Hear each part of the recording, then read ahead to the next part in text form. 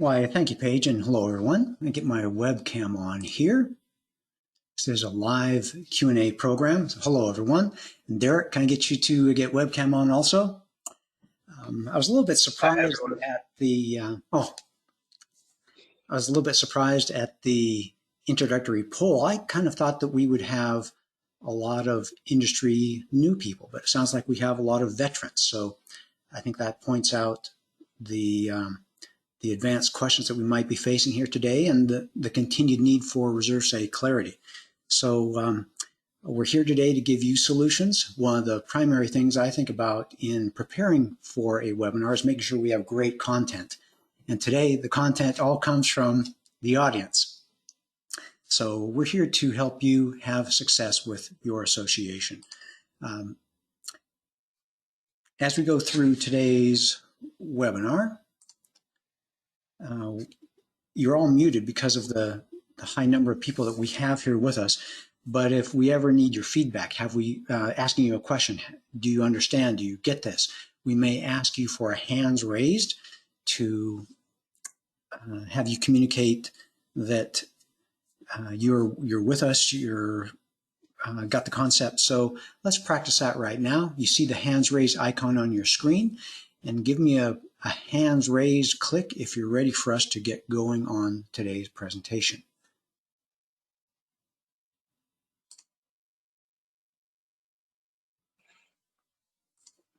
Okay, I'm looking up and down, and I'm working on the screen here, so I clicked myself off. Okay, thank you very much. Okay, we may do that a couple more times during today's presentation. And just want to let you know that we have some prepared slides that we created to illustrate some of our answers. And we expect that basically the questions that you're going to ask are going to fall into three different categories: reserve study issues, reserve funding issues, application issues, and there's some things that we might want to demonstrate. So we're going to kind of have this outline. Every once in a while, we might have a slide that applies to a question that comes up, and I'll scramble to try to get that loaded so you can help to see. But at this point in time, let's get going on today's Q&A. So I've got my webcam down. Derek's webcam is down, and let's just get right to it. Paige, you have our first question? I sure do. First question is it appropriate to use reserve funds when adding a new element to existing buildings or grounds? For instance, adding a shade structure to an existing unshaded patio. Hey, Robert, let me take that one. This is Derek here. So if shade structure does not exist at the pool area and you want to add it, then it would be considered a capital improvement. And due to some of the tax rules with the reserve account, it's required that you actually either use excess operating fund or special assess the membership to actually add that as a component. Once it's on site, then it can be adopted as a reserve study asset or component within the study. And you can start funding to future replace the shade structure or any other capital improvement that you might be adding. Yeah, let me add just a couple of things to that, and we'll probably do this a lot today, just going back and forth, is that there's National Reserve Study Standards, and some of you may know there's the National Reserve Study Standards 4-part test, and one of those is that it's an existing association maintenance responsibility. And so you fail test number 1 if it doesn't currently exist. And another thing I want to try here, and that's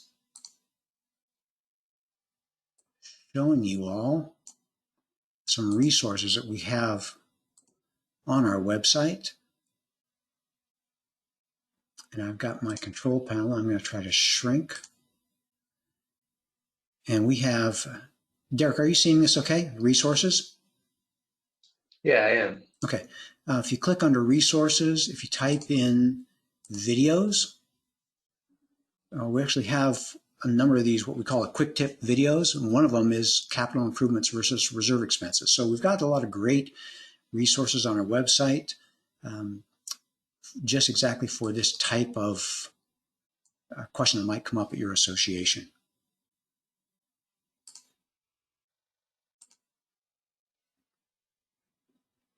Okay, adding on to that question, can you put it in reserves before you do the addition? No, you need to do the addition. In this case, the shade structure needs to be added to the pool area. Once it's adopted by the community association, then it can be added to the reserve study for future replacement. Okay, great. Next question. Gutters are in the reserve study. Because of inadequate gutters, we are replacing early. The inadequate gutters have caused damage to decks. Deck repairs are also in the reserve study. In addition, the runoff has caused sinkholes and sewer damage. Sinkhole repairs around $6,000 and sewer damage around the same amount. Can we charge these related expenses to reserves? Derek, you're going to go again? It's kind of on the same theme of question. Yeah, sure. In this case, it sounds like there's a lot of deferred maintenance in that the gutters were inadequate or weren't addressed sooner, and it created the sinkholes and the damage to the decks. So in my opinion, you can actually use reserve funds to cover the repairs, but the association should be more proactive in taking care of the issues before they cause additional damage to the site or to the decks and sinkholes in this case. Yeah. Just to add on, we make estimates of not only the cost of a project, but the timing of the project. And sometimes we're going to be a little off in the timing. It sounds like these gutters, they even describe them as inadequate. They were failing early. So if they're going to fail early, replace them early. Save your association some money. Those deferred projects often get very expensive. It's kind of like when you wait on replacing a roof, and all of a sudden, in addition to just having a roof replacement cost, you've got maybe some roof structural costs, some interior water damage costs. The lesson is try to do your projects, your reserve projects, when they need to be done. And that may be sometimes sooner or later than what's actually predicted in your reserve study. Robert, in this case too, I believe that since the association already had gutters, but they are inadequate, maybe they needed additional gutters on the west side of the building. In my opinion, it would not be a capital improvement to add those gutters since they already had gutters. It's just adding to a system that they already had. That's a very good point. Okay, great. We have a question from Kathy. Our community completed a reserve study late 2016, which was detailed and set our reserve assessments. Recently, a new study was done, which is not as detailed and used a different company and indicates that we need to increase our annual assessments for reserves. How do we know which one to base our reserves on? I'd say use the more recent reserve study. We see a lot of differences in the, this is Robert, in the updates that we do, and we see that, or I guess our concept of a reserve study is it's a one-year document. It's a document for a single budget year. And if you wait multiple years, it gets out of date. It gets off target because everything is in a constant state of change. Your components, the reserve fund balance, the economic situation, so many things are in a constant state of change. So I would trust a current reserve study more than a 4-year-old reserve study. They're going to be different. They're going to be different each year. You're going to see less difference if you update on an annual basis.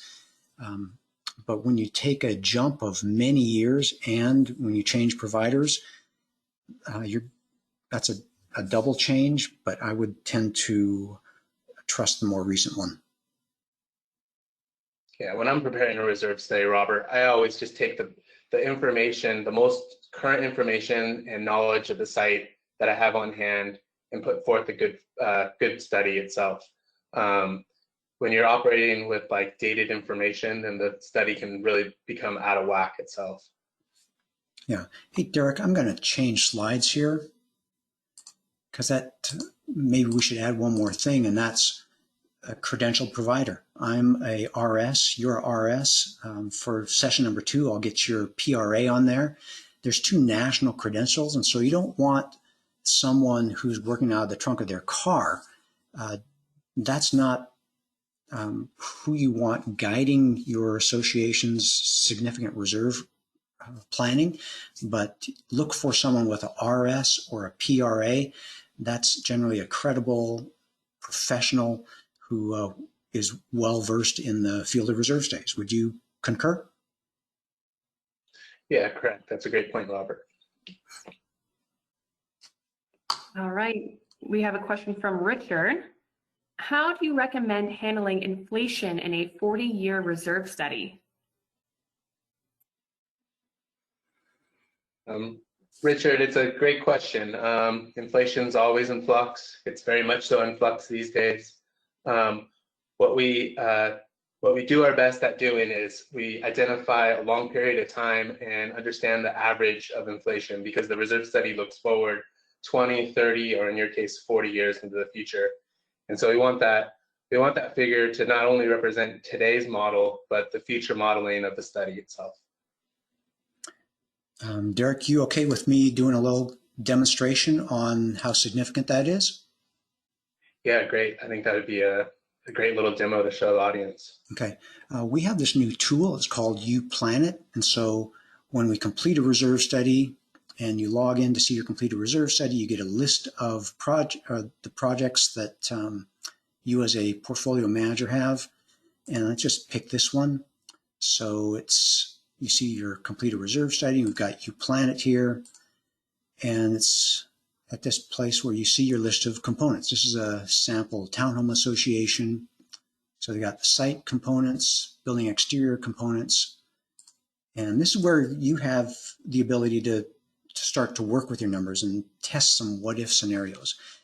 And this scenario is built with an interest of a little over 1%. Actually, I'll make it just 1% and 2%. How's that? Save it. Go to the recommendations tab, run the solver, and we've got a nice 100% full funding profile. And for this association, it's $72.40 per quarter. Okay? Remember that, $72.40 per quarter. What do you think will happen if I change the inflation to 3%? And this is exactly what you as a board member can do when you're testing out your ideas. See how you want to find out how significant everything is. And you see this totally upset this funding plan. Something that was a full funding profile is now only keeping them about 50% funded through the years. It was $72.40 to be fully funded, is going to cost $86.30, so about what, $1,400 more. So inflation is a big deal. And like Derek said, that we try to pick a number when we're creating the reserve study that is stable, something that when we look backwards has been stable for 10 or 20 years, and that's the best indication that it's going to be a stable number for planning purposes for the future. Of course, as we said earlier, we have every expectation that the reserve study is going to need to be updated on a regular basis, so we can continue to tweak this number a little bit up, a little bit down as necessary. So Robert, basically by you adjusting the inflation rate from 2 to 3%, the future estimates for the components became more expensive, which required more reserve contributions for them to keep up, correct? Correct, absolutely. Okay, next question. Our association is going to have to repair or replace some of our sidewalks and driveways, which are included in the reserve study. The equipment that is needed for those repairs and replacement will destroy some of the landscaping. Can we expense the landscape replacements refreshed to reserves?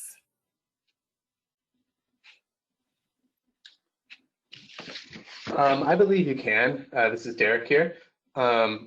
I would suggest documenting it and then updating your reserve study to reflect it.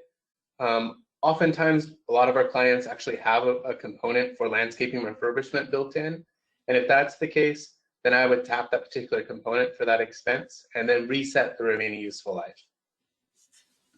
I like that. Okay, great. A question from Al. How do you determine useful life?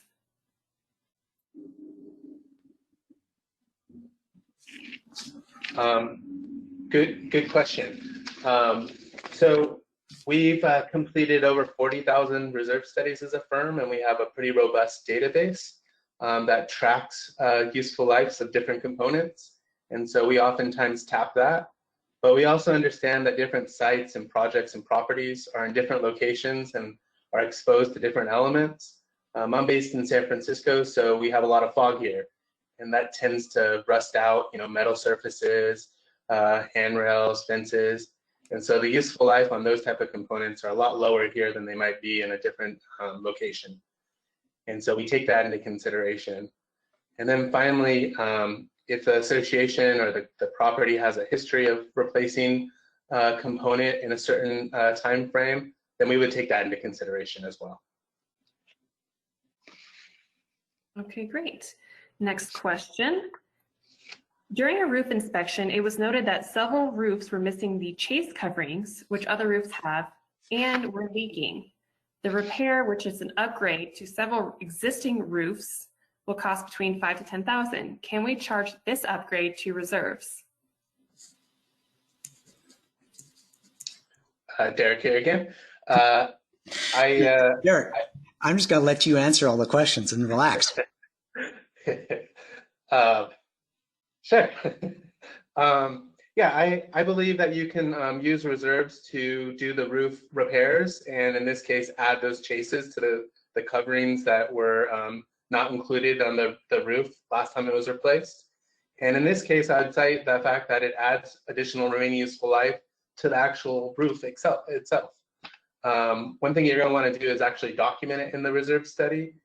And one thing I always suggest to my clients is that they actually add a component for a roof inspection and repairs every 3 to 5 years. I think that's a good value add to include in your reserve study. Okay, next question. What is the role of our accountant in determining if it is appropriate to charge an item to the reserve budget? Our association is managed by a volunteer board. A number of times in the recent past, when we attempted to charge a capital budget item to the reserve budget, passing the 4-point test, we were told by our accountant that since the item was not specifically identified in the reserve study, it could not be charged as such. Therefore, it was charged to the operation budget having limited cash versus the reserve budget having adequate cash.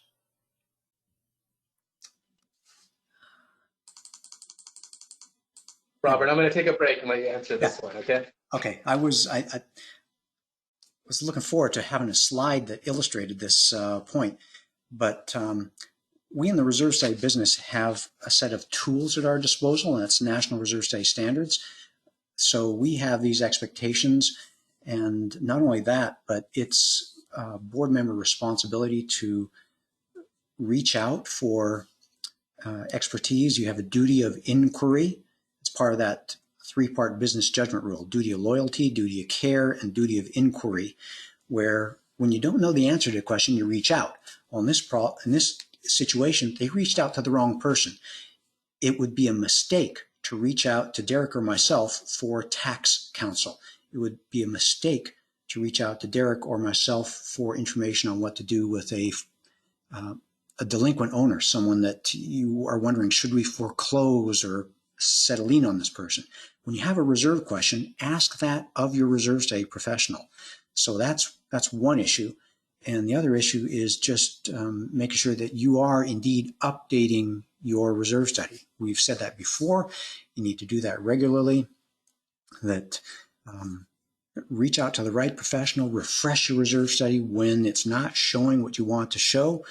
Get it refreshed with information that, wow, every time we do our asphalt, we're going to destroy the landscaping right next to it. So make sure that we add a little bit of margin in the asphalt cost for landscaping, or make sure that you time the landscaping so that it occurs the same year as you do your asphalt. There's a lot of things you can do in updating your reserve study to make it fit and help the association point in the right direction. And again, this question illustrates the need to make sure you're asking the right expert. Robert, I know from experience that these reserve studies are constantly in flux, and the only thing that's constant is change. And so just understand that reserve studies are living, breathing documents that get updated over time and improved over time. And when the community's needs change, so should the reserve study, just to ensure that they continue to be a good fit for that particular property. Okay, great. Next question. A waste line in a common area has cracked due to root movement. Does it meet the 4-point test? I think it passes 3 out of the 4 tests, but I'm not sure if it has a predictable remaining useful life. Though these types of breakers are not uncommon, I cannot say they are reasonably predictable as the literature requires the test to affirm. Or is it okay to say they happen from time to time every few years or so, therefore it passes? Derek, we have some sophisticated people with us today, not only the years in the industry, but they know that we've got a 4-part test. So you want to take this one? Great. Yeah, it's so great. They've been studying up our website and probably attending a lot of our webinars. So yeah. It's really neat to see. So yeah, I have a number of clients in just outside of San Francisco in an area of the Bay Area called the East Bay, and there's a utilities company out there called East Bay Mud, and they're requiring all of their clients to replace their sewer laterals. This is something that we would never have anticipated and have never historically until recently included in the study. And so in historic times, it only met 3 of the 4-part tests, but now today, having more knowledge, it now meets the 4th-part test. I also have a lot of clients that have sewer lines and the tree roots are growing into them. And once we can identify that it's an issue on site, then we can add it. And what I recommend is just a periodic allowance at a certain amount every few years based on cost history. And Derek, we see that with a number of components. We see that for large planned developments with a lot of sidewalks. They don't know where they're going to need some sidewalk repairs, but they know based on their history that they need, what, $5,000 worth of sidewalk repairs every other year. And that's a great reserve component. And another one might be, some local fence repairs or plumbing repairs. If you've got a pattern of expenses that tend to kill your operating budget, control those expenses. Define it as a reserve project and put it in your reserve budget, and that way you have the funds to do those projects when they raise their ugly heads. Okay, great. We have a question from Steve. The bulk of our emergency lights, 200 of them, are incandescent and approaching 14 years old. Can we use reserves to replace them all with solid-state emergency lights? Hey, Robert, I know you have a slide on the different types of components and their failure rate. There's the red level, the orange level. Oh, I think that'd be a good slide good. Here. I was busy thinking about the question and not the answer. Yeah. I think the light bulbs are in the red zone on this one, in the fact that it's your life and safety system. And so if there's a failure on that part, and maybe they prematurely failed, then you should move forward and replace them. Yeah, and they are lights. They have a limited life expectancy. They serve the association. I would say go ahead and do that and plan, what, in another 15 years to do it again? Yeah, I oftentimes see those replaced at 20 or 25-year interval. And so when I hear 16, it sounds like they prematurely failed. But again, I don't know the site, and there could be some specifics to their particular property. Yeah, but do the project, and as we've talked about so many times here, update your reserve study, add the replacement lights as a maybe 20-year useful life project. Okay, we have a question from Kathy. When using capital contributions for new improvements that have a useful life, is there a minimum dollar amount threshold that should be considered?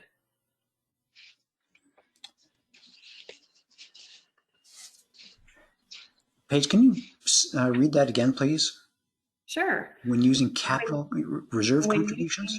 Capital contributions for new improvements that have a useful life, is there a minimum dollar amount threshold that should be considered?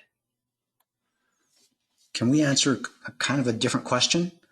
Sure. Let's presume that you add something. Let's say some building signage. You never had signage. No one ever knows where building 8 is because it doesn't have a number on it. So you've added a new thing. It's a capital improvement. You dug deep and you spent the money from out, not reserve money, but now you have signs on every building, and let's say every 15 years. Then that gets into the question of, is signage replacement a reserve component or not? And that gets into the cost of, or the question of significance. And I'm going to go back to that other slide. And we talked about above a minimum threshold cost. And we tend to think of the minimum threshold cost as changing. It's unique to the property. I think of that as the board's signature authority or the manager's signature authority. That helps to make that a smaller number for a small association and a larger number for a large association. And so you don't want to fill your reserve study with trivia. You want it to be significant, like a board level decision. If it's just a little thing, a couple $100 component at a large association, by all means, just task the maintenance staff to get it done. Don't even think twice about it. But if it's your entry monument out front at a little association, and it's going to be $1,000, that can be a big deal. That can and perhaps should be a reserve component at a simple small association. So that threshold of what is significant varies from property to property. Robert, often it's in the range of something like 0.5% to 1% of the total annual budget. Yeah, good point. That's how I determine what the minimum cost is at a particular site or a particular property. Okay, great. Next question. Robert has mentioned in the past that Hawaii's section 514B 148 conflicts with the National Reserve Study standards. Since reserves may well be a future topic of statutory review, and an explanation of the problem and its resolution would be appreciated. Yeah, we do have some long-term listeners. Hawaii has a statute that is complicated. The way it ended up getting written into the standard there in Hawaii, or the rules, I don't think it's actual law. I think it's the reserve study rules. But the rules are very complicated in that they use words in a different way from National Reserve Study standards. So it's not really in conflict. It's just absolutely confusing. They commingle requirements for reserve fund and reserve funding sometimes in the same sentence. And so they're just confusing. But in Hawaii, one of the options is to, for instance, fund your reserves using the cash flow method, but do it with 100% of the recommended contributions. And so it's kind of confusing a percent funded concept, which is measuring a reserve fund size with the size of contributions. And so I guess the point I want to make is different states have different regulations, and some of them, unfortunately, are confusing, like Hawaii, but let's just focus on the basics. The basics are the law wants associations to adequately fund their reserves. And let's just look at that requirement to fund it per the cash flow requirement and make all those contributions. And that's great. But like every other state that has requirements, don't focus on the state minimum. In Florida, there's a state minimum that you fund for roofing, painting, and asphalt, and anything over $10,000. In Washington, the list is a list of 7 critical components. But if you're focusing on only those things, you're going to miss a lot of the purpose of a reserve study. In Florida, there's a lot of associations that should be reserving for a $1,000 item or a $5,000 item. And just like in Hawaii, yes, you can easily comply with that 100% cash flow minimum requirement, but that's really called baseline funding, and that's risky. It's better to have some extra margin. So I encourage you to see the state laws as just minimum requirements and go far beyond that. And with the National Reserve Study framework of discussion and calculations and terminology, we recommend strongly funding your association because it's good for the owners, it's good for property values, And it's far better than just the bare minimum of the minimum cash flow needed to keep from running out of money. Okay, next question. How many years should it take for a community to go from their current situation to fully funded? What factors should be considered? Hey, Robert, I think this is a good demo one. What do you think? It's a good demo. We do have a slide on this. Okay. And National Reserve standards have the 4 funding principles. And so this is the framework that we think about. We want the association, again, guided by National Reserve standards, to have sufficient cash to do their projects, to have a stable contribution rate, to be evenly distributed and fiscally responsible. Note that it does not say you need to be or should be 100% funded, fully funded within 5 years, because you want to balance having sufficient cash with kind of evenly distributing and having a stable reserve contribution plan. So you don't want to push the association to get there too rapidly. So let me pull up.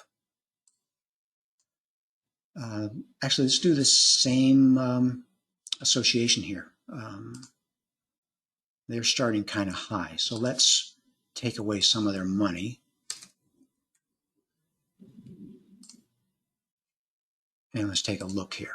Okay, so they're starting at 40% funded. And let's say this association wants to be fully funded. You can click our little wizard here, and they can be fully funded in 5, 10, 15, 20, 25 years. They can get above that critical 70% line in about the 15-year range. And notice what we're trying to do here. It's a 3% annual increase in their reserve contributions, nice and smooth and stable, kind of, you could actually say kind of inflation offsetting. So we're trying to balance some of these objectives to smoothly get there, but to not get there too fast. Obviously, we could rush. We could special assess, give them $100,000 special assessment. And with that $100,000 special assessment, wiped it out. I've made my point, and I don't want to make it more confusing now. The point is that there's a balance to have a good objective versus penalizing short-term owners with trying to get there too fast. Is that fair, Derek, or would you go somewhere else? Yeah, no, that's a fair way to put it. You don't, so the answer is different for every single client of ours. But we want to put together like a fair, equitable funding plan that meets the needs of the association, but doesn't penalize the immediate owners of the next few years. Yeah, so it's a balance. It's almost like having a fitness goal. The fitness goal is going to be different depending on where you start, on what you're trying to achieve. You don't want to try to get there too fast. If you've never run before, it's not a good idea to go out and run 10 miles tomorrow. You're going to hurt yourself. So you want to get to a good objective, but it may take some time. And as Derek said, that smoothness. So you're not unsettling the association in your attempt to do a good thing. Okay, next question. As I understand it, condos are excluded from the balcony bill. Do you recommend that associations budget and have performed balcony deck inspections anyway? Also, if a condo association has mixed height buildings in the project, should all decks and balconies be inspected? This is a good one for you, Derek. Yeah, so this is California specific, you as of 2020, so January 1st, 2020. You actually spoke at a statewide seminar on this just last week, didn't you? Yeah, correct. So there was a lot of questions that came out of that. There's still some misunderstanding as far as this new AKA balcony bill, or I like to refer to it as the elevated deck inspection. And the reason for that is it includes not just balconies, but any kind of elevated deck systems that are above 6 feet high. And it's for wood-based construction. So this includes any kind of high rises that are made of steel or concrete. And it covers any condo associations within California. So in this particular case, the assumption's wrong. It does include condo associations, and they need to be inspected every 9 years, and it needs to be completed before January 1st, 2025. This is Robert. I want to add to that. I was on a national CAI committee on aging infrastructures. What are we going to do with the aging, always aging portfolio of properties here in the United States? And what we concluded was it's a great idea, somewhere between a good idea and a great idea, to have a reserve study provider on your team doing regular reserve study updates, and an engineer or an architect to be on your team looking for these perhaps structural issues that a reserve study provider is not going to look at in their budgeting inspections. So it's that good combination that can help an association age successfully and gracefully into the future. Robert, I'd go as far as to say it's a great idea to have an engineer and an architect on your team. And I think a second part of that question was, if the decks do not need to be inspected, let's just say they're decks that are not elevated above 6 feet, should we inspect them? I would suggest that you should. It only helps the association gain more knowledge and understanding of the particular property site. Yeah, no, I'm with you. My opinion is it's a great idea, but I guess I got stuck on being on a committee where it's hard to stand hard on a strong position. It always has to be softened a little bit. Understood. Okay, I am in 2 HOAs, one very old and one new. Neither has a reserve that is fully funded or plans to be fully funded. What would be a minimum annual percentage that an HOA should be putting into a reserve fund? I know it varies by case, but on average, is there some minimum rule of thumb that could be a reasonable starting point? I have read that 10% of dues is no longer adequate. Derek, you want to go? Yeah, Robert, that's just a really great graph there. Right in the middle is 25%. Personally, I believe the range is somewhere between 20 and 40%. And when I work with some complicated associations with lots of common area or mechanical systems, think about some of the high-rise buildings that I work with in the city of San Francisco, the number is a lot closer to 40%. 10%, that number was just kind of picked out of the air and just isn't adequate for our condo clients that we deal with. Yeah, I think you're in an expensive area, so I think your clients are going to skew towards the expensive side. There's very few associations out there that, if they are setting aside 10%, it is adequate. That's a very rare situation. Yeah, I only see it with single-family home communities that have maybe like an entry gate and a monument sign, and that's about it. Yep. Those are communities that would be in the 5 to 10% range. Yep. All right, we have time for one final question, and that is from Mike. How do you determine whether or not you are adequately reserved? In fact, are you ever comfortable with the reserve amount you are holding? Hey, Robert, you want to take that one? I know you sat on that committee. I'll take it. I'm flipping. Again, we have a slide on this one. There we go. That's what I was looking for. There's a National Reserve Studies term, National Reserve Studies Standards term called percent funded. It measures the amount of cash you have at your association to the amount of deterioration you have at your association. And when we compare that to special assessments, we see that the associations that have relatively little cash on hand have a very high incidence of special assessments. The associations that have relatively a similar amount of cash on hand compared to their deterioration, special assessments are very, very rare, almost totally absent. So are you ever comfortable?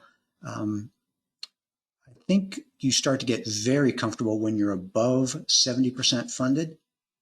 I think you should be very uncomfortable when you're 0 to 10, 10 to 20, 20 to 30% funded, anything under 30% funded. And the data shows that. In this middle range, you have to be very diligent to plan your next 5 years very carefully. You have to be a real sharp board member to avoid the trouble that is going to pop up. So aiming towards the bullseye, aiming towards the 100% level has a lot of benefit to the association. And what have I missed on that? Yeah, I think also, Robert, it's important to understand if their current monthly reserve contributions or contributions on a quarterly or yearly basis are adequate moving forward based on their components and how much they deteriorate every single year. And if that's the case, then they may very well be able to dig themselves out of maybe a 20 or 30% weak funding position in just a few years and put themselves in a really good position to avoid special assessments. Right. The money that we're talking about with reserve contributions is not a lot of cash. When you add it all up for the entire association, the reserve contribution ends up being a big number.